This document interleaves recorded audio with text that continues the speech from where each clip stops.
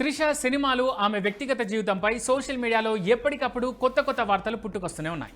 కానీ ఈ ఆధారాలు లేని వార్తలపై ఆమె కాస్త గట్టిగా రియాక్ట్ అవ్వడం కొత్తగా సోషల్ మీడియాలో హాట్ టాపిక్ అవుతున్న విషయం.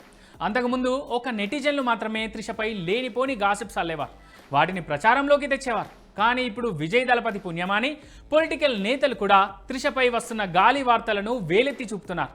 వీలైతే వాళ్ళు కూడా 4 మాటలు యాడ్ చేసి త్రిష ఇమేజ్ను డ్యామేజ్ చేసే ప్రయత్నం చేస్తున్నారు. తమ పనికి మాలిన వ్యాఖ్యలతో త్రిషకు కోపం తెప్పిస్తున్నారు. తన చుట్టూ తన ప్రమేయం లేకుండా ఇలా వినిపిస్తున్న గాలి వార్తలను వింటున్న త్రిష అన్నింటిపై ఉన్నట్టుండి ఒక్కసారిగా సెటైరికల్గా బ్లాస్ట్ అయ్యారు. నేను సినిమాలకు గుడ్ బై చెప్పేశాను, రిచ్ బిజినెస్ మ్యాన్ను పెళ్లి చేసుకున్నాను, 2 ఏళ్లు నిండిన 4 పిల్లలు కూడా ఉన్నారు. ఈ రోజుకు ఈ గాసిప్స్ చాలా లేక ఇంకేమైనా యాడ్ చేయాలా అంటూ తన ఇన్స్టా స్టోరీలో ఓ పోస్ట్ పెట్టారు త్రిష.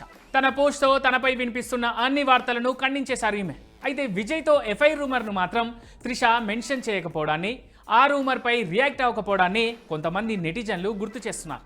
ఆ వార్త ఈమెకు ఎందుకు వినిపించలేదో అంటూ తమదైన శైలిలో కామెంట్ చేస్తున్నారు.